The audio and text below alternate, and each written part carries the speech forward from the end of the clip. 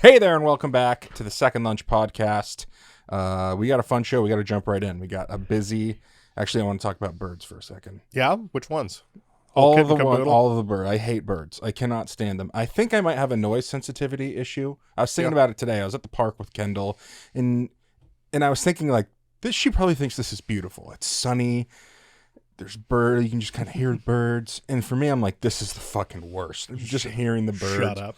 Yeah, shut the fuck up. Like birds of prey, cool. Eagles, they do the one noise. They're also too far away to normally. Well, the one noise from the movies, that's a whole different bird, which is funny too. Whatever bird that is, throw them it's in like there a too. red-tailed hog or something. But yeah, that's good. But yeah, they're way up there. You're not going to hear them. If in the park. any person was making as much noise as a bird makes, they'd be arrested. Same is true for dogs. Especially if they were screaming about getting laid the whole time. That's the whole point with birds, right? They're just trying to get their rocks off. Or violence. Like it's the two key emotions. Yeah. At least, well, I guess I should say this. Crows, a lot of the noise is not fucking related. And they're smart too. Yeah, I at least have to give it to crows. You know what I mean? You got to hand it to them. I'm like, all right, crows. In the same way, you got to hand it to the terrorists. Well, they're well planned. Yeah, they are terrorists. Crows are definitely terrorists. But the other birds, what do you do? What are you doing? This is ridiculous. Have you ever lived near where crows would roost? Where they would Yeah. Did they ever dive bomb you? I had to take a different route to school like 3 months a year. Did you piss off a crow one time? I didn't throw any rocks at them or nothing, no. But I think my presence was just... I have one of those faces, like I just go to T-Mobile Park and it just... They didn't dive bomb me, but I felt judged. I don't know if that makes sense. But like they were trying to like motivate you in some way or something? No, like when I'd come outside... Do better in school. It was kind of like they'd start kind of making noise and looking at me and I'm like, what am I doing? This is I live here. I literally live here. Yeah. Yeah, that's...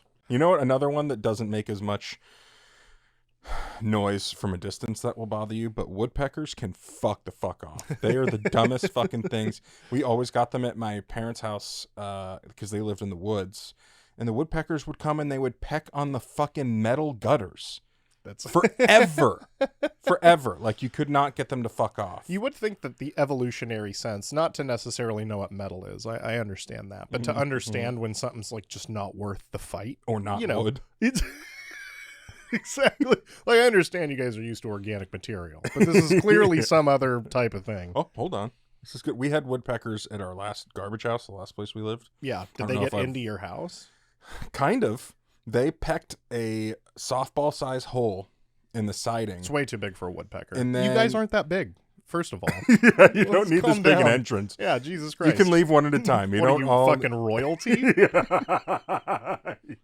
I think they thought so. They were in the walls behind our bed. I could hear them like back in the walls. Oh man. And I remember telling the landlord like, "Hey, there's birds in the wall." Like this considering how much they'll peck at metal, I don't think they're going to be that discerning about wires. Like this is a potential fire hazard. And all he had to say to me was, "Do you have a BB gun?" And they're in the walls. Yeah. You want me to start? What are you trying to get me to fuck up my security deposit? Yeah, God. I'm supposed to light my wall up? No, they were going to do that. They're going to light it on fire.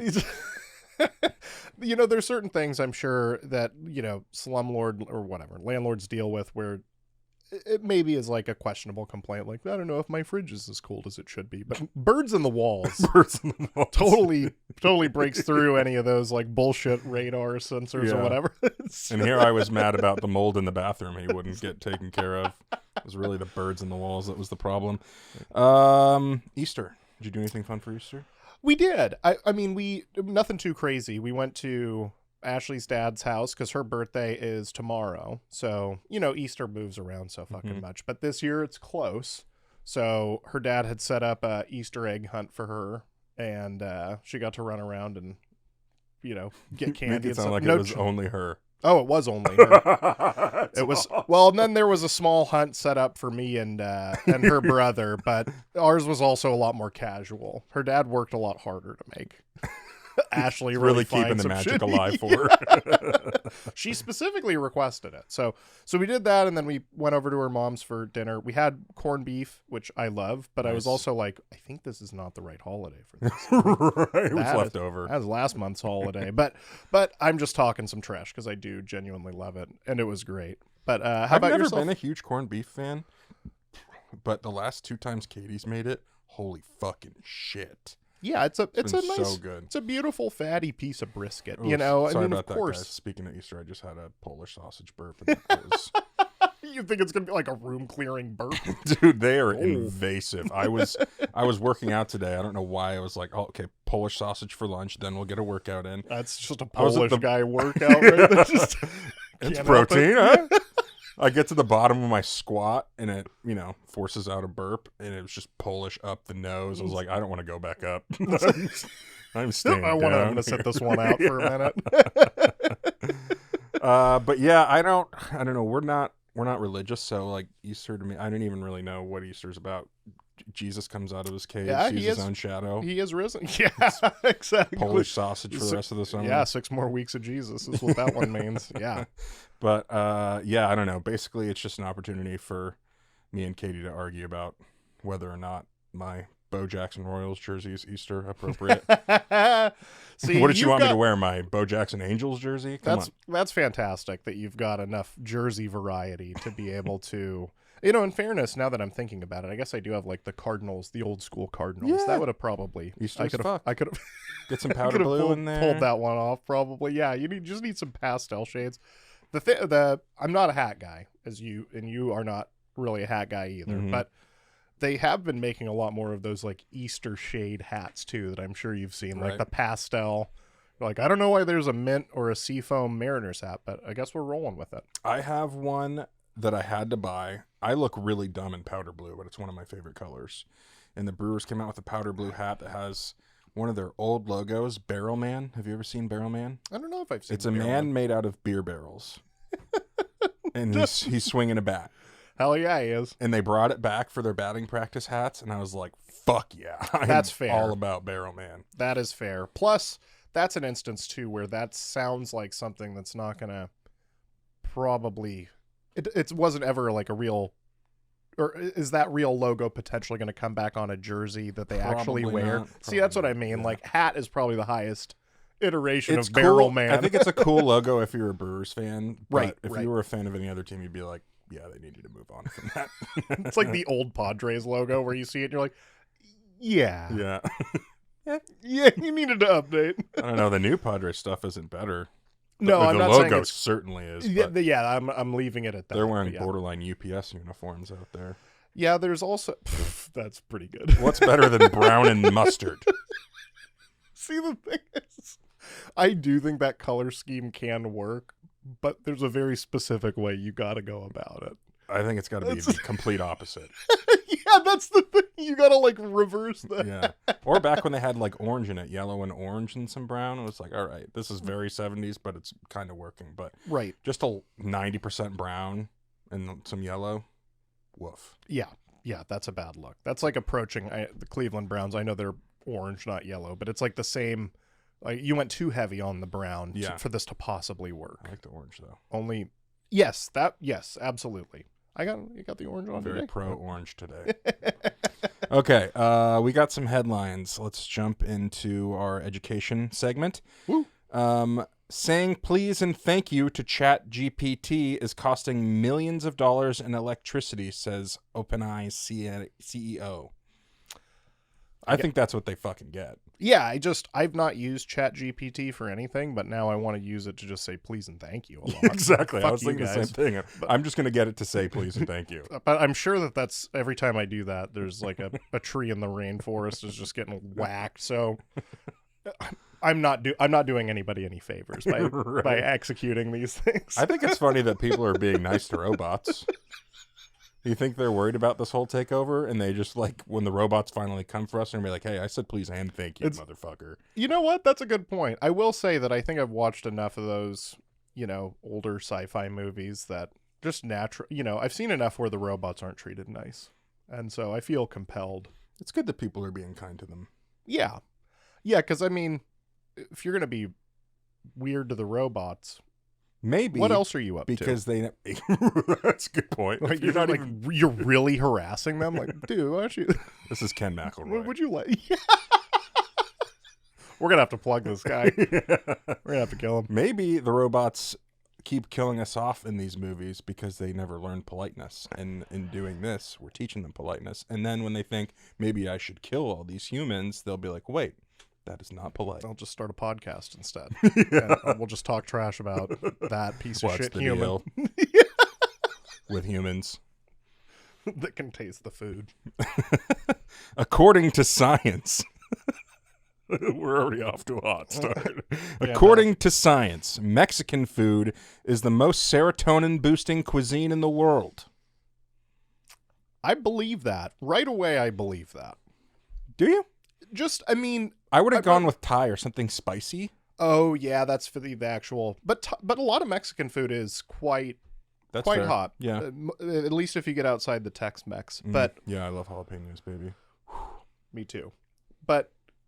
I've seen a lot of people try a lot of foods from, other regions, and I will say Mexican, or regions that they themselves are not from. Like, oh, we're, showing some indigenous folks from the Middle East, like Mexican, street style tacos. And I will say that it tends to go over quite well as far as just introducing somebody to a food they've never had. Right. Like, these are folks that have never ever had it. So yeah, I just pictured giving they're some like nomadic people, like yeah, like we talked like about literally approaching farmers. a tribe that hasn't seen humans in centuries. Yeah, and bringing them nachos. Yeah, exactly. Like Holy fuck. these are folks living obviously with us in modern time, but they've only been exposed to the cuisine. You could blow their mind with refried beans, baby. Exactly. I love They've some only rice and beans. They've only had the cuisine in their chunk of the world, and Mexico is far, far away. So, I like that it says according to science. yes, they mathematically Yeah, they ran we this. we talk to science. We let science handle this. Does this explain anything? I know we only have a couple of. I think it was some guy who his wife was like, dude, the receipts for how often are you getting Mexican food every week? How often are you going? And he's like, I'm doing research because according to science, this is really helping me out. Yeah. This is really helping. Science me cope. says quesadillas. So this one isn't really a headline so much as a great story that I found. In 2016, a 70-year-old man robbed a bank in Kansas, then sat in the lobby waiting for police to arrive, claiming he'd rather live in jail than with his wife. He was then arrested and sentenced to 6 months in house arrest. It's like a street joke, but like I feel like this is a Andrew Dice Clay. Hey, oh, That judge fucking nailed it. my wife. My wife. Yeah. So you got to live with your. Yeah. Not only that, you can't leave. Actually, You're actually more dependent on her than you've ever You're been even in your more life. at home. Yeah, because this is 2016, and I don't know where this person is in Kansas, but the ability to just DoorDash your way through house arrest, probably not. Right. You're gonna need this wife of yours to I probably help you get some food. I wonder how many plans he was like, that's not gonna, I can't just divorce her. Bank robbery. You're gonna have to rob a bank. To go right to bank robbery. I wonder what kind of dirt she had on him. That's just, Right. can't possibly divorce. Yeah, I'm gonna have to live in jail. What could be worse than jail? I will be in more jail than if I simply rob a bank. Yeah, what's worse than jail? If she finds out about this? A lot more jail. Yeah. All right. These next couple are yours. Okay, yes. We've got a couple of old segment ideas here that we're going back through the archives. So this is sort of throwback to the Tinderella questions. Are you or Katie more likely to bail on the dinner plans in order to take out? It depends. It depends what you mean. Who's going to be the one who makes the decision? That's going to be Katie. Who's the one who plants the seed? That would be me. You're the one. Very frequently, like, oh man, Thai food sounds really good, don't you think? We should have Thai sometime soon. Sometime soon. Meaning 2 hours from now. Soon. Meaning in an hour and a half. Yeah, God, we've both had such a long day. Don't feel like cooking, but we'll figure something out. Hey, we should get Thai food. And there we go. Yeah. Okay. Didn't I talk about that a couple weeks ago? A couple hours ago. But Yeah. it doesn't matter. Yeah, I actually knew that egg was about to hatch. Already ordered. See, what about you guys? I think that this is a tough one. I think that Ashley is a lot more committed to making more challenging dinners. Like a lot of the dinners I make are just not. I'm not pushing myself that far most of the time. Chicken on the grill. That's there's some simple ones in the mix for sure. And we're making French dips in the oven. Okay, that takes 8 minutes to. That's not even cooking. That's assembly. Right. That's just stacking things on other things. I think that she is slightly more likely to bail because of that. Because she's got a more daunting, because we trade off on cooking, but we're choosing our own things to make. Right. So, yeah. I'm going to go Ashley on this one. She's going to hear about it, so we'll see. We'll see if I get flack for that one. Okay, this one, I just wanted to, I'll briefly share this story, and I'll transition it into a ham-fisted question, but wanted to tell you this, that in college, and you should ask Isaac about this when we have him on the show, we would throw parties, and Isaac would always set up some Facebook event page with a theme for the party, which was never real. So, for instance, crying party. The theme is not to actually show up crying. So when we did this for like the 4th time, and we did the onion party, the assumption from all invitees was that surely there's not actually going to be an onion theme to this. Isaac went to Cash and Carry and bought 150 pounds of onions. Like $70. This is Cash and Carry in like 2011. So this would have tied in well with the crying party. I know, right? But we weren't actively chopping them. They were just scattered around that, like on every like windows, Easter egg, huh? like more like decorative gourds. You know, like when you're like, oh, we got a bunch of squash from the pumpkin patch, and you put it on the kitchen table. Yeah, just 150 pounds of onions, and then we did eat most of them post party. I mean, some got destroyed in the course of the party, but there's gonna be some casualties, but collateral damage. But he then spent the next like 3 days cooking onions down in the. Being funny has its consequences. Especially if you don't want to, because wasting some onion, you're like, whatever, it's an onion. But when you think of it like that's 150 pounds of food, you're like, okay, we actually need to make an effort to eat. So my question for you here, my ham-fisted question is, if you could throw a themed party, do you have any ideas for what the theme would be? It doesn't have to be scattered across the house. It could just be. I immediately went to ketchup. That would definitely be the second lunch themed party. Yeah, for sure. But I think it wouldn't be as funny to Katie's family as it would be like a serious. Yeah, like confrontational. Right. Yeah, I'm not a big theme guy. Just general, like people throw like costume parties and stuff. I'm like, oh fuck. I have to like. Can I wear a Bo Jackson jersey? Exactly. I'm Bo Jackson. That's exactly what that's literally what I do. I'm like, what's a white athlete's jersey I have? There we go. All right, I'm Robert Swift. Yeah. So yeah, I'm probably not a good person to ask. What about you? I mean, onion party, I think, is simply. Onion is. The more I think about it, the funnier it is. Yeah, it is really fun because when you choose it's not like choosing like sandwich party or something where it's like an actual food item you prepared. Onion's like it's like a resource. Yeah, you know, work with this. It's like a lumber party or something. Like, just especially in that quantity too. Yeah. It definitely starts to lose the feeling of food when you have it in a 50-pound burlap sack. Yes. Like, is this food or is this? Yeah. Something that I'm throwing into storage. But yeah, I don't know if I've got anything better than onion party. There's nothing onions. I cannot wait to have him on the show. He has such an odd sense of humor that fucking kills me. It's very dry too.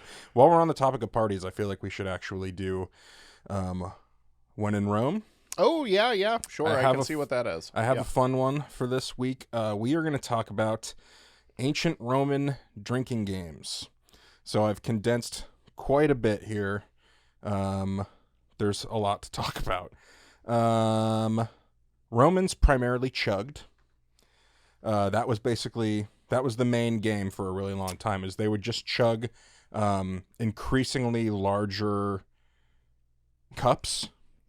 It's funny because Alexander the Great is said to have caught the fever that killed him after chugging what was called the Bowl of Hercules, which was a goblet that contained more than 2 gallons of wine.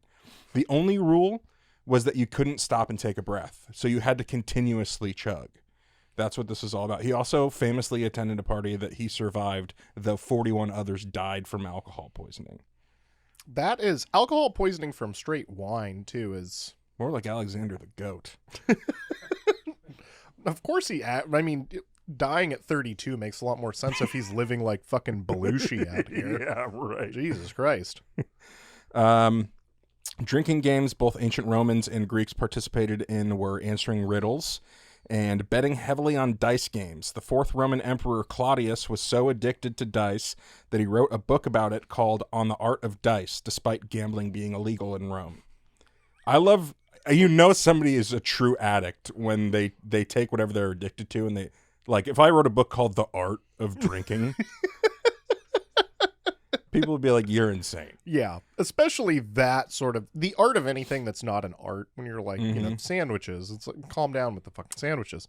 Claudius was actually really cool. I don't want to get too far off on this, but he was sandwiched between possibly the two worst Roman emperors of all time, Caligula and Nero. I don't think it could possibly get worse than those two. We'll talk more about them. That is a turd sandwich. But he also did stuff like he wrote a 20-piece. We don't need to get into this whole thing. It's going to get too nerdy. We're just going to continue on with him being addicted to dice. Dumb and Dumber fanfiction. Yeah. If you won drinking games, you may be rewarded with a cake or a kiss from one of the dancing girls. If you lost, your punishment may be to dance naked, give one of the flute girls a piggyback ride around the property. Well, hold on. I do have to. So there's dancing girls and there's flute girls, but also you might have to dance naked. Yeah. This is like fucking. I don't know how naked the dancing girls were. It's like Planet Hollywood. Yeah. Sounds like a regular house party to me. Thracians, on the other hand, would give the loser a knife and hang them with a noose. Guests would watch as they tried to cut themselves down before losing consciousness, but would be allowed to die if they could not. Okay, they really escalated that. Yeah, right. They went from take a big old sip from, the huge flagon. It's kind of a buzzkill. Yeah, we got like... Do you take him down at least afterwards? Can I circle back? I would hope so. Not just like a weird decoration for the rest of the night. Yeah. And circling back to the 41 dead fellas at the Alexander party, were they doing this shit at that thing? Because that would help make... Seriously, that's a lot of fucking bodies. Right. Have you ever dug a single grave, Chris? Let me tell you. Not for a person. Yeah, that's... One fat dog, but other than that... 41... people you got to now bury, and you're hungover. You're brutally hungover. You throw them in the river or something. Like, I'm not going to bury this. This is, of course. Maybe that's why all these bodies turning up in the river in Egypt. Maybe that's where they were coming from. Maybe that's why after the pharaoh would splooge into the river, they're like, he's making people. They're just coming from something. Yeah, they smell like wine, but. Yeah, how much wine is in the emperor's ball sack? These are some really weird fellas. They're covered in vomit and shit. This is fun. Katabos was a game invented by the Greeks in which they would take an almost entirely empty cup and whirl it by the handle, flinging wine droplets. Guests would take turns aiming these droplets from their couches at a bronze disc, which sat atop a 7-foot perch in the center of the room. A successful shot would knock the disc off the stand. Another version of this game involves clay cups floating in a pool. You try to sink the cups by getting droplets in. Anyway, there is a pot painted by the artist Pamphaios depicting a Greek man playing katabos, which is currently on display at the Louvre. There we go. I can't think of something cooler than being so fucking good at, like, beer pong that somebody's like, we need to immortalize this guy on a cup. Put him in MoMA. And then it's in the fucking Louvre? You're so good at beer pong. They're like, yeah, he's got to go. Put it in the big museum. The the real big one. But there's some truthers from that time that are like, yeah, he got all the recognition. Back in my day, dude. That guy couldn't do Caligula shit. was the real goat. Yeah, exactly. Guy couldn't do shit against Leviticus. All right. I think the next one's yours too. What's up with that? Oh yeah. Yeah. So this is both of us, and admittedly we could have dovetailed this with your brought burps, but what is up with these packages of sausage that are odd numbered? I'm talking 5 sausages. 5 sausage packs. What's up with that? What is up with that? We know that hot dog buns come in 8. Maybe if you buy the crazy outdoor rules, you get 6. Cool. They're trying to get you to get 40. That's the thing. If we're doing like least common denominator type fucking math here, it's like, okay, well, if I've got 8s over here and 6s over here, like, boom, 24. 40 dogs? I'm in my 30s. I don't have that many friends that are going to show up to shit eating 40 fucking dogs. I think the Johnsonville people are in cahoots with the bun people. I'm trying to move product. Yeah, because even if you're buying the 6 packs of buns, we're talking minimum 30. Here's what happens. If you buy one of each, you're like, oh, I got 3 fucking buns. You don't want to waste them. You start thinking of how many reasons are there to use buns. I'll just go get some more sausages. Well, then you've got some leftover sausages, and you got to go get some buns. Yeah, because a bun, this is not, I mean, turning a piece of bread into a bun in a pinch, okay. But turning a bun into some other form of sandwich, that's really dark shit. Unless you got meatballs around. Like, there you go. Yeah, meatballs in a hot dog bun. That's depressing, though, on some level. Or like a peanut butter and jelly that you've put in yeah. That, put them in jail. Put them in jail. Straight to jail. Yeah, I think it ends with the sausage folks winning, though, because... Yeah, like you just said, if anything, you're going to buy more sausages than buns and just deal with, I'll eat a plain sausage. I did it today. Or double up. Yeah. Where you're like, like... two sausages in one bun. Oh, I'll figure it out. I'll figure it out. I'm going to try it now. I like your style. The double glizzy. Yeah. We can do this. I mean, yeah, you're right, though. That does work better with the hamburger experiment, where you're like, double cheeseburger does... The double dog requires... All right. You could do the thing that they do at what is it, Five Guys, where they like split the dog down the middle, and you're like, all right, we got 3 dogs for 2 buns. I worked 1.5 dogs in here. What's up with that? Well, I think we know now. Have to speak to the people at Johnsonville. Okay. Next we have another we're gonna carry on with Origins or whatever the fuck we decide to call it. Do you know where Michelin stars come from? Do you know why they do that? I've got some sort of idea. I don't know why they do it. I don't know why the tire people. Yeah, so the Michelin Tire Company invented Michelin stars for restaurants just to get people to drive more, because they figure the more you drive, the more you're going to need new tires. Brilliant. The thing I don't get is why are we trusting the tire people? Like, they don't seem like connoisseurs to me. Exactly. Yeah. This is an interesting thing to try to sell somebody on at the same time. Yeah. You know, you're buying a vehicle and they're like, hey, man. Right. I got a mortuary for you. Yeah. Right. If a tire guy came up to me and was like, you should go to this restaurant, I'd be like, I'm not going. I'm definitely not going now. This is weird.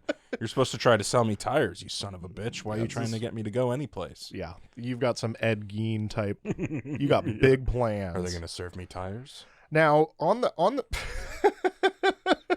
I bet Ed's down. Better be white wall. I bet he's interested. Is that something you have any interest in? Potentially going to a Michelin star restaurant? Does that hold any cachet for you or whatever? Actually, if anything, I want to actively avoid it. Unless it's a steak place. I'll go anywhere for a good, like Daniel's Broiler. Holy shit. Yeah, El Gaucho here is pretty, I mean, it's expensive, but doesn't get much better than a good steak for me. But otherwise, it's just like, I don't feel like I belong there. All these people as soon as, like, if I went, I would just be, like, dying to go to a bowling alley right after to kind of even things out. You know what I mean? Yeah, I'm definitely a fish out of water in that environment. Not for me. And also, like, I've never understood, like, fancy food, like, small, like, servings, making it look all fancy on a huge plate. Like, just give me a... What are we doing? I don't want 7 courses that are 2 bites. Yeah.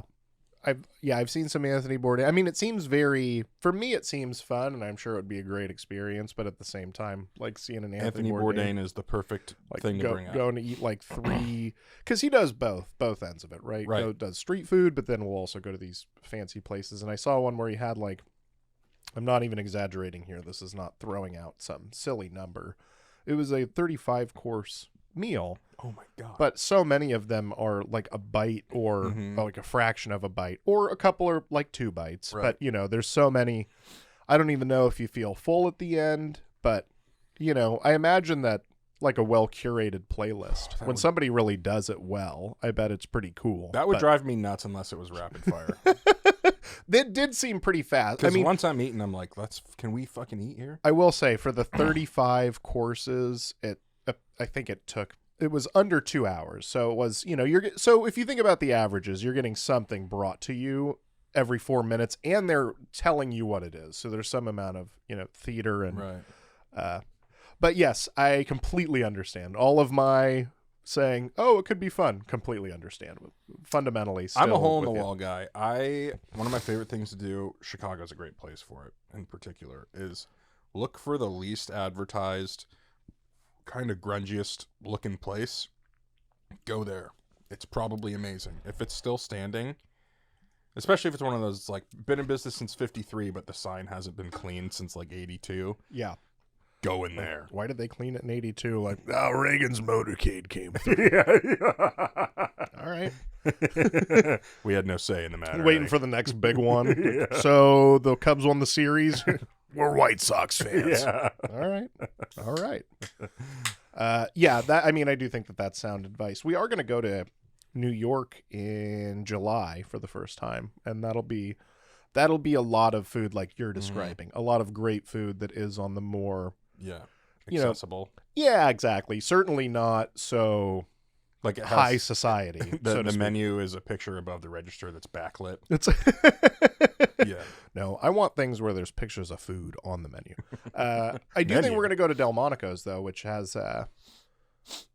invented the Delmonico steak, but also Eggs Benedict. And they are like it's a steakhouse, but that is on like the finer dining end. But I don't know if we're going to go to any Michelin star places. Yeah. Okay. This next one here, Chris, is yours. Okay. Gucci or Greasy? Banana Laffy Taffy. Now, this is an interesting question because we, as you remember, we had a candy bar at our wedding. And Banana Laffy Taffy was one of the like 16, like specifically banana was one of like the 16 or so candies we had on hand. For me, banana is not my favorite, but also I'm just going to out myself as a weirdo. Like, I love the fake grape. So I say this to say I'm in no realm to judge anybody's taffy preferences. So banana, I like it. It's not my favorite, but I'm going to say Gucci. I like taffy. I like any fruit taffy. Right. That's where I'm at. The ones that are more like chocolate cake, because we go to the coast. The ones that are still sweet but are not really fruit, or where I start to get a little... Yeah. Just a chocolate cake. Right. Why are we making this is not that hard that taste like chocolate cake? Yeah. Chocolate cake. Come on, man. What about you? Are you on the greasy side of because I get it either It's way. 100% Gucci. I got really annoyed at some of Katie's family members on Sunday because they're extremely picky eaters. And one of the things that came up was banana Laffy Taffy. And it was basically me and Katie's stepdad who were like, we'll eat all of them. Yeah. Give Fuck them you here. guys. Yeah. But you're in no position to tell me what tastes gross. Yeah, this is like the Rick and Morty. I've seen what you cheer for. I've seen the ketchup you eat, so I'm not going to take your criticism. Exactly. But yeah, but again, I will say, as far I can understand, even though I like it a lot, I can understand why that flavor doesn't resonate with some folks. Why?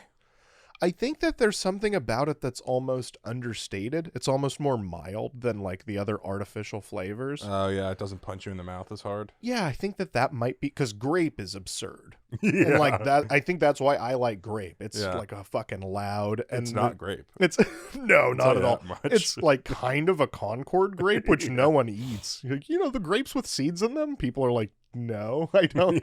I don't buy those.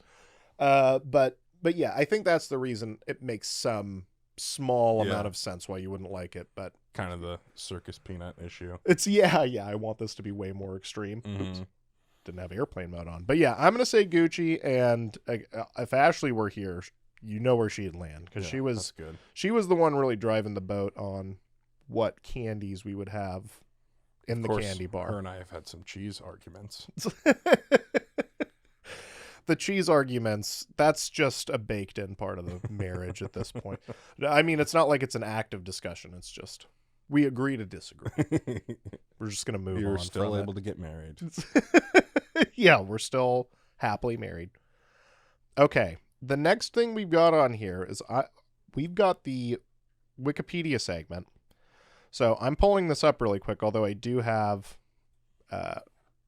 solid memory of what this event entailed. Our Wikipedia segment for today is the Summer Olympics at 1904, specifically the men's marathon event. So I want to set the stage a little bit. At this point, we had only done like 3 modern Olympics. So the old, ancient, Grecian, Roman, those had been dead for 2,000 years, and this was like the 3rd one that we were doing. So a lot of the events were either, obviously they're all being run for the 1st, 2nd, or 3rd time, but a lot of them didn't have standardized settings for how they would be performed, right? So I'll just start by saying, for instance, this marathon, they didn't even have the standard marathon distance determined yet. 26.2 had not even been formalized. So that also means that things like racing conditions had not been formalized. The sort of environment that you even provide to the marathon runners itself.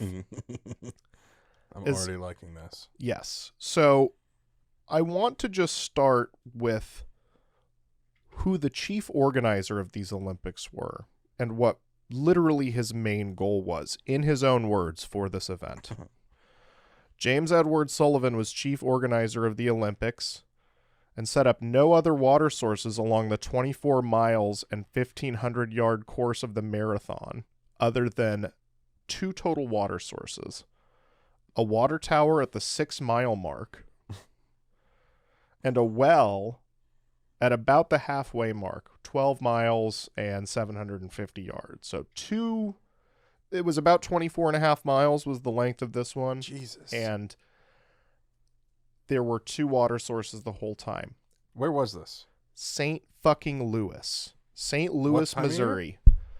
July. Oh, no. Oh, excuse me, August. Oh, that's August. Even worse. It's even worse.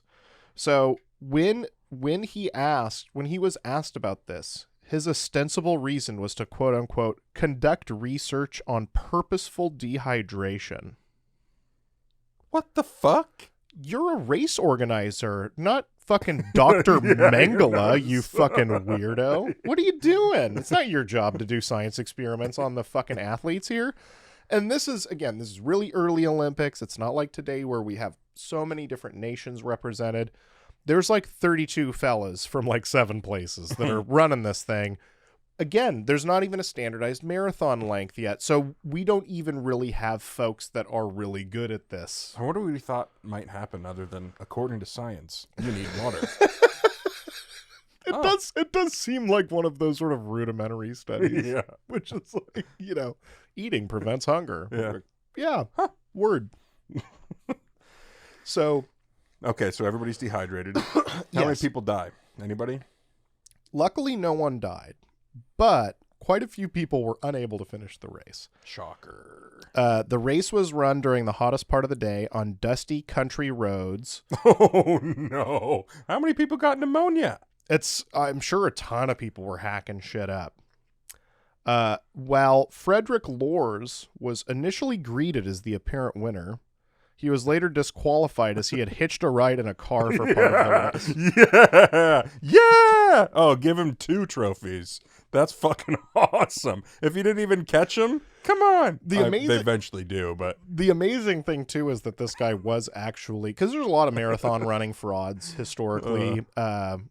Rosie, I can't remember her name, but there was a woman that won the Boston Marathon in like '82 that had got on a train or something to get away with it. What do you even get Rosie out of doing that? Bad publicity. A lot of bad shit attached to your name. But the guy that did the car thing, like, he actually legitimately won like the New York Marathon like 3 years after this. But this race, he was like, yeah, like, I can actually do this, but I'm getting in the fucking car. It's too fucking hot out here. I'll find a slow truck at least. The actual winner, Thomas Hicks, was near collapse and hallucinating by the end of the race. A side effect of being administered brandy, raw eggs, and strychnine by his trainers. What? Yeah, a little. It's one of the earliest known instances of performance-enhancing drugs at the Olympics. Because there's like, you could technically go back into like antiquity and find some weird stuff folks did, but did he shit his pants? We'll get. He did not shit his pants. I was going to say, this guy could not be more dehydrated with the brandy being involved on top of August and St. fucking Louis. I do want to also say that the 4th place finisher, Andrew Carvajal, took a nap during the race after eating spoiled apples. So he ate spoiled apples during the race, took a nap. Of course this is 1904. Like, what were people doing back then? Eating spoiled apples, for one. And the eggs and the brandy. What is going on? This is insane. Probably throwing onion parties. These guys are all over the place. Probably ripping cigs the whole way. So yes, again, okay, so yeah, it was just over 24 miles. The start of it included 5 laps around a stadium track, but then the rest of it was strictly on these country roads. Just stay in the stadium. Where's there a stadium and then country roads? So they had to like run out of a city. Well, that's a good point. I don't know how large St. Louis was to hold this, but they had also held one of the one of the world's fairs around the same time. Mm-hmm. So they were like a major, it was the gateway to the West for a reason. But you're right. I don't know if they were like running literally outside. I mean, they're on country roads. So does that just mean it's not paved? Yeah, exactly. They're running out of the fucking, I mean, it's 1904, so it's not even like even still running the automobiles gravel really. Or sand or something, your shins would explode. Yes. So we're going to get into the race summary here a little bit. During the race, John Lorden, who had won the 1903 Boston Marathon, was violently ill after 10 miles and retired, while Sam Mellor, who won the 1902 Boston Marathon, was overcome by the dust. What does that mean? What does it mean to just be like, whoa, like I'm blown off the track? Like, but it does say here that despite leading the field at the halfway mark, he became disoriented and dropped out of the race after 14.5 miles. Another near fatality during the event was William Garcia. He was simply found lying on the road unconscious. Yeah, that'll do it. With severe internal injuries that had been caused by breathing clouds of dust kicked up by race officials' cars. So he had been immobilized. Oh, I didn't even think about race officials' cars. Yeah. I mean, it's 1904, so in fairness, it's fair to not really think about fucking cars and shit. I mean, it's probably people more... getting in accidents at 12 miles an hour. More horse and buggy type shit, probably. God, the amount of dust kicked up by a fucking Model T. Mm-hmm. Jesus. Yeah, and again, unpaved roads. I mean, shit, I remember going around Sasquatch Music Festival just inhaling dust. Especially when you need to breathe the most. You're running 26 miles... This is a big part of it. In the August heat in St. Louis, dehydrated. Holy shit. So I already mentioned the guy that had hopped into the car. We don't need to talk about him anymore. The guy that did win had to be stopped from lying down by his trainers. From then until the end of the race, Hicks received several doses of strychnine, which is rat poison, which stimulates the nervous system in small doses. Jesus Christ. But yes, and it says here, earliest recorded use of PEDs in the Olympics. hallucinated his way through the finish line, but he also lost 8 pounds during the course of the marathon. Oh my God. I would have loved to hear his post-race interview, though. Yeah. The fairies really kept me going. You gotta stand tall before the man. What? Okay, I'm almost done here, Chris, but the postman, I do want to talk to him about him a little bit. The postman? Yes, this is the man who finished 4th that ate the spoiled apples. Cuban postman, Anderin Carvajal. Is it postman or postman? I don't know. It's post-person, Cole. Okay, that's an extremely good point. Post-person Anderin Carvajal had also joined the marathon, arriving at the last minute. So what, he like jump on a train? He had stuff going on. It was like the 4th thing he had to do that day. You're going to love this. After losing all of his money gambling in New Orleans, he hitchhiked to St. Louis and had to run the event in street clothes that he had cut around the legs to make them into shorts. Hell yeah. Not having eaten in 40 hours, he saw a spectator eating 2 peaches. He asked if he could have the peaches, and the spectator declined. Yeah, duh. He then stole both peaches and ran. He said, yeah, you didn't even think about how fast I am, motherfucker. He said, give me the peaches. Yeah. Later, he stopped.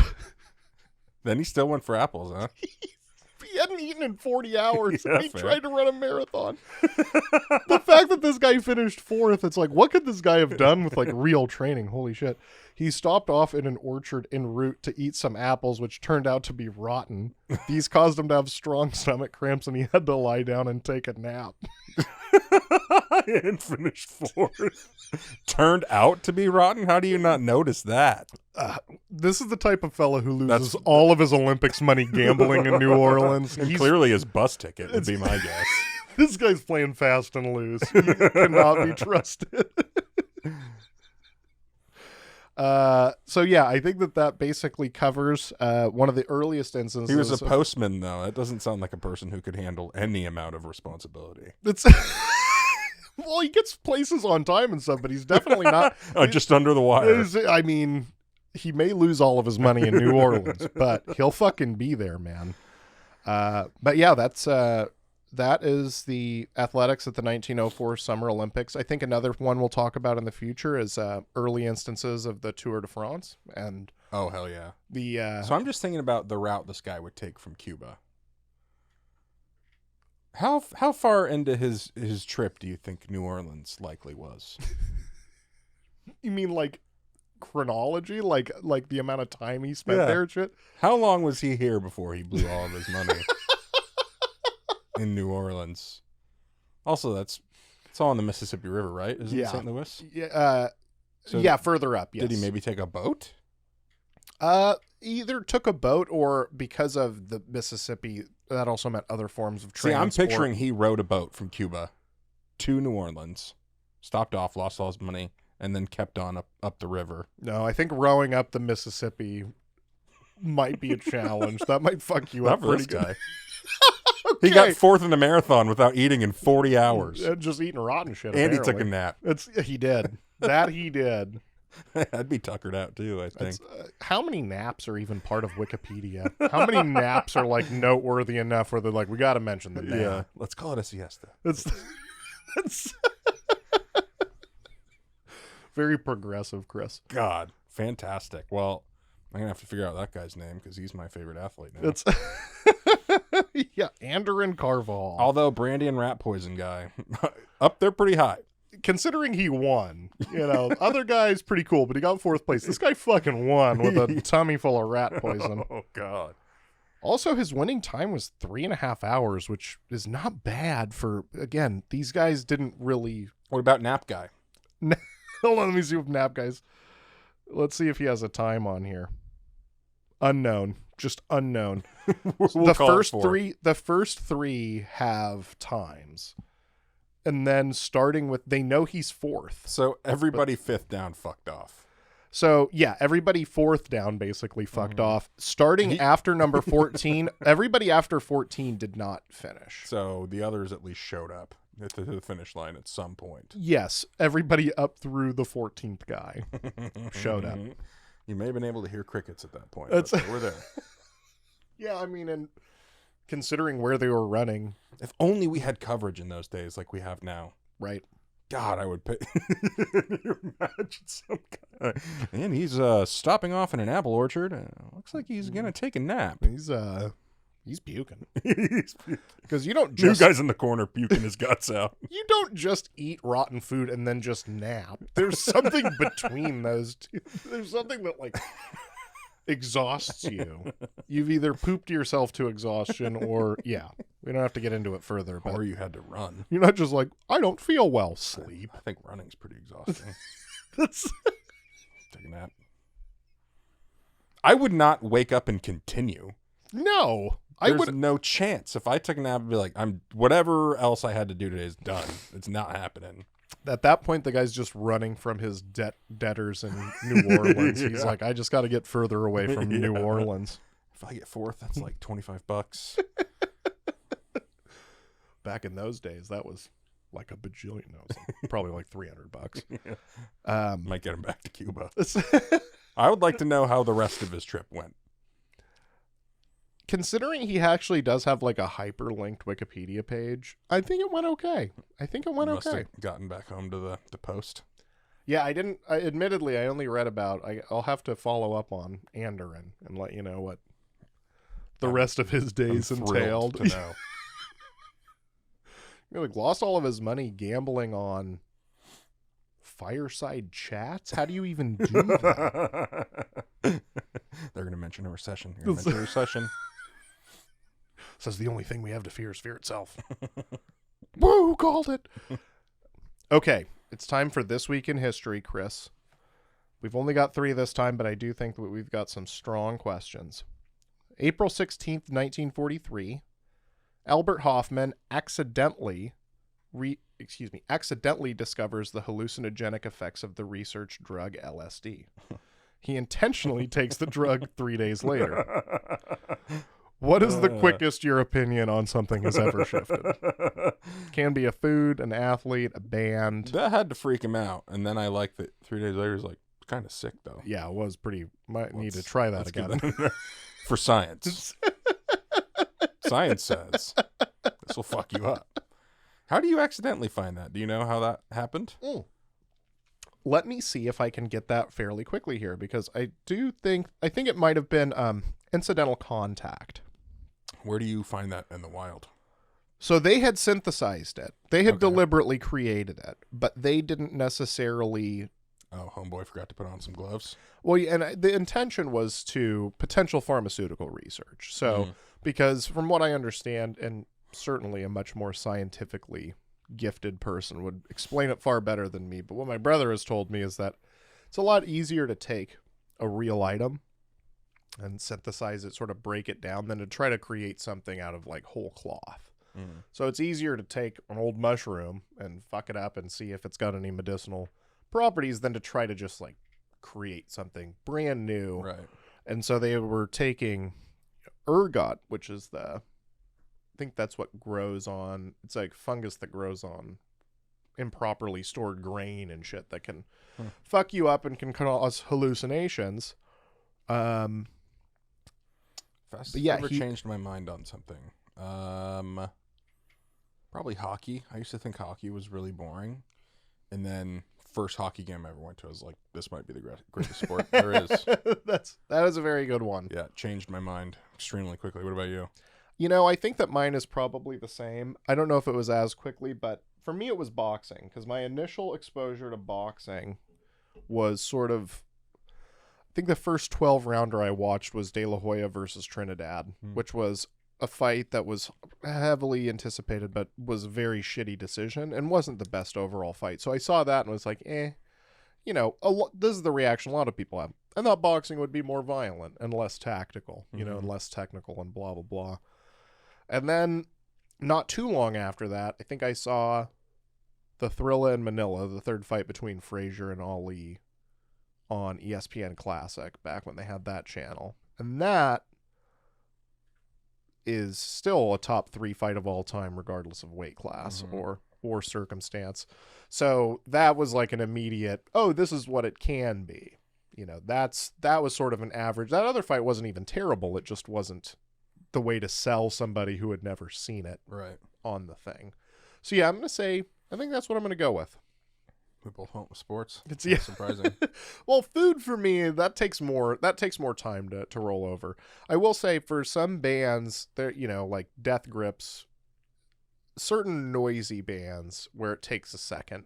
Yeah. But when I say it takes a second, it only it takes, a couple listens. Yeah, whereas it's not like you start hating them and then Right. It's Yeah. just like, oh, this isn't, it's like just not clicking, it's just not resonating in some way. I'm not understanding the catchy part. And then something clicks and you're like, oh, okay, I kind of understand it now. I will say I don't love soccer, but I used to despise soccer. And I don't know. That may be, I don't know how we would measure it, but a bigger sway than the opposite end of the spectrum, where it's like on hockey. I went from like really hating it to just being like, all right, it's not bad. Yeah.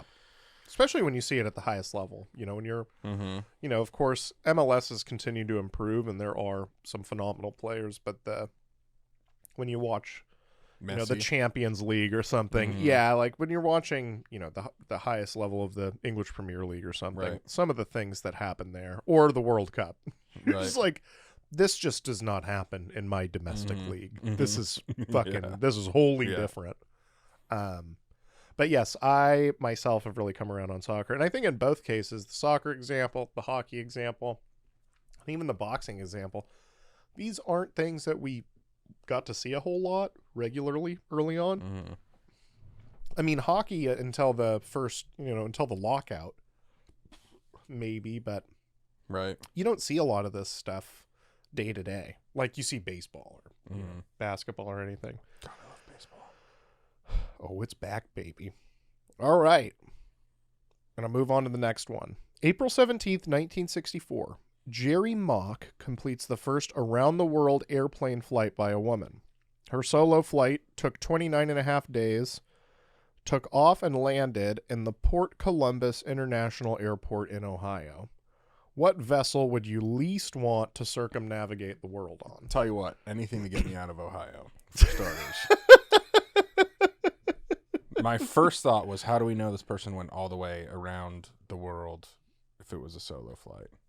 Somebody following? I do think that they had to refuel mid-flight. I think they had to do one of those deals. I don't think also, did they have how do we know she went all the way around and just like kind of do a big circle around the top, like a little yarmulke on the top, really shortening it. Yeah. And I think because of where they had to do the refueling and such, that they would be able to determine. And this wasn't actually that long ago in the scheme of doing something. Like this was in the 60s. Really impressive. It was 60s? Yeah, it was like Okay, 64. So as opposed to like, Amelia They had some Earhart was like, instruments. yeah, like Amelia Earhart, which is just, that wasn't around the world flight, but that was 25 years prior. That was a long time They before. might have had some like autopilot, because that would be so disorienting to fly over water for that long. Oh, for sure. Especially those are much slower planes at that Mhm. point. They're not flying the 600 mile an hour planes we have today. How long did you say it took? 29 and a half days. Yeah. Fuck off. That's Yeah. not even worth it. No. I wouldn't do anything for a month, I don't think. Just not all of it. Yeah. Breathe. It's gonna Breathing take a at month. most. Nope. I think the thing I would least want to be on, I would either say submarine or sailboat, like at least being, in the sky. Nothing in the water. Yeah, I don't want that. Also nothing in the sky. Can I take a car? Yeah. Car is acceptable because, hey, you could pick up, obviously you can't fully drive across. It's going to take you a lot longer, but you get to do it in a car. So, Yeah, play my tunes. right? Give some people the finger. Yeah. Yeah. Absolutely. I'm all about that. If I Yeah. can drive it, I'll do that. I want a bus. I also, Put me in a bus. there we go. You can fill all Do it sorts Madden of snacks. style. Yeah, the snacks. So my water choices there are definitely bottom of the barrel, but I will say hot air balloon and helicopter also can fuck off. Helicopter is a thing I will never get inside. I'm never getting into it. If they couldn't save, it's like our friend David Tweedy said. If you can't save Kobe, my Right. my ass is great. I actually don't think helicopters are real. It's There's no way that that's real. it's It's just like wind. It's a or, flying car. Or snakes. It doesn't add up. It doesn't add up. This is all fake news. Helicopters are not real life. All right. I will never get in a submarine. Nobody's gonna ask me to get into a submarine. Yeah, the opportunities there are lower than helicopters are so many like touristy things that, Submarine is the sightseeing tours. dumbest idea I've ever heard. Yeah, it is risky. It makes sense in terms of like war, which I also think is stupid, but Yeah, there's boo no war and boo submarines. yeah, submarines, they're really cool. We were one time on Lake Ponderay in Idaho, which is one of the deepest lakes in the country, deep enough that the Navy tests submarines there, but they're unmanned. They're run by robots, and apparently their surface detector did not see our fucking boat there, and we had a submarine.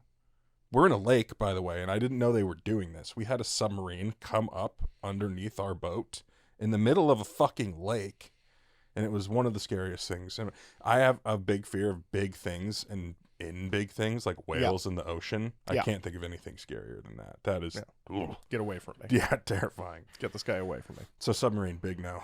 Big no. Yeah, especially unexpected submarine. Yeah, unexpected submarine. Two thumbs down. Doesn't happen too often, but when it does, you don't want any part of Surprise, submarine. You have like 3,000 ton vessel or whatever. Okay, last question. April 21st, 1982. We got a nice Wisconsin question, Chris. Or Wisconsin adjacent. Rolly Fingers of the Milwaukee Brewers becomes the first pitcher to record 300 saves. Who is your all-time favorite closer?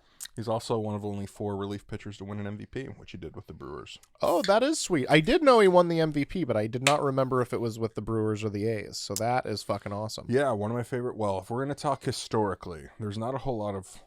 Because saves really started becoming a thing in like the 90s. Yeah, they didn't even really track them until the 80s, did they? The idea of like a true closer, I guess, like kind of existed, but not the way that it does now. So if I'm thinking there were only a couple historically, guys like Goose Gossage. Yeah, they're both A's. My 2 favorite historic, Raleigh Fingers and Dennis Eckersley. Yeah, who's also one of the other relievers who won an MVP. Yep.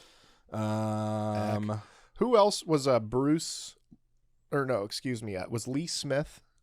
I don't know if Lee Smith did. I don't remember the other 2 actually off the top of my head. I was wondering if it was Lee Smith or maybe Bruce Sutter. But anyways, I don't know the old school guys as well. Closer might be one of my favorite positions because it's like kind of pointless. It's like, yeah, you need one, but it's like every other inning. But it's not, because it's like it's the very end. Like you gotta close the game. Yeah. But the saves can also come in so many different forms. In fact, you could get one guy out. You could literally throw one pitch and get a save in a 1-run game. Yeah. Or if there's 4 guys on, like you could get a save in a 5-run game. It could be the Brewers had a save in a 13-run game on Sunday. Guy threw 3 innings. Yeah. Last 3 innings of the game. Got the save. Saved it. Saves are one of my favorite stats for that reason, because they're so weird. But closers are really weird. It's really rare. I love the guys like John Axford, Derek Turnbow. The Brewers have had a lot of these 1 or 2 season guys who are like, I think he might be the best closer in baseball. Holy shit, he's the worst player I've ever seen in my life. Yeah, just immediate collapse. Yeah, I'm trying to remember now who that... Francisco Rodriguez. The Brewers had 2 of my very favorite closers at the very end of their careers. Trevor Hoffman. He had 2 good seasons with the Brewers and then died. And K-Rod. Francisco Rodriguez is one of my favorites because it's like a fireballer position, right? Everybody wants somebody who throws 100. Like everybody wants Emmanuel Clase or somebody like that. Andres Munoz. Right. But he came in, he's like, I'm going to throw 92 and my changeup's going to destroy you. Right. You want, it seems like the closer, especially the modern build, it's like you want a guy, if you're going to beat the closer, if your closer's going to lose you the game, you want it to be because the pitches weren't hitting, because their stuff is so nuts that you're not going to hit it cleanly. Like Clase, like how often are you going to get a good pitch to hit off that guy? Right. Once in at bat, maybe. Right. You're hoping that he's wild or that he just surfs a 98-mile-an-hour cutter down the middle. Right. Otherwise, you're fucked. And K-Rod was kind of similar to that, like earlier, we were talking about this before the show. One of the all-time great Cardinal closers is Isringhausen. Isringhausen's stuff wasn't quite as dynamic, you know, like his ERA's in like the 3.7 range, and then you look at some of these, like 3.6. That's surprising. Because of some bad seasons, but at his peak with the Cardinals, he had like 5 straight seasons where he finished like sub 3 by a margin. But But, like I mentioned earlier, Joe Nathan, I thought he was a truly special, like 6-time All-Star. Not a Hall of Famer, but it's funny probably neither just of us short. have mentioned the closer. Oh, you can't. You can't. Mo is the best. Right. But, I mean, and speaking But of guys, is he Devin Williams?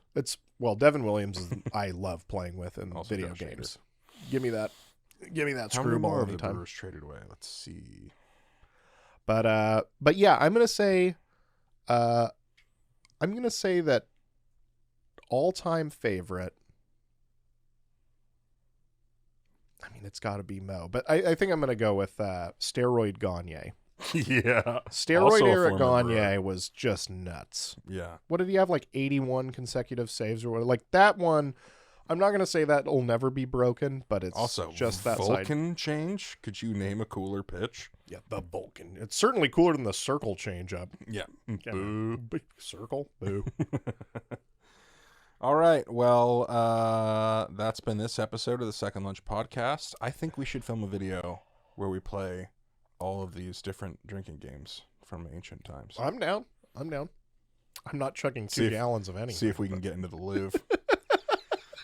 Thank you guys for listening or watching. You can see us on YouTube. You can hear us anywhere you find podcasts. We're on Facebook, TikTok, Instagram. If you could go give us a follow there. We're posting clips and content pretty consistently. Jordan, love you all. Bucks and 6.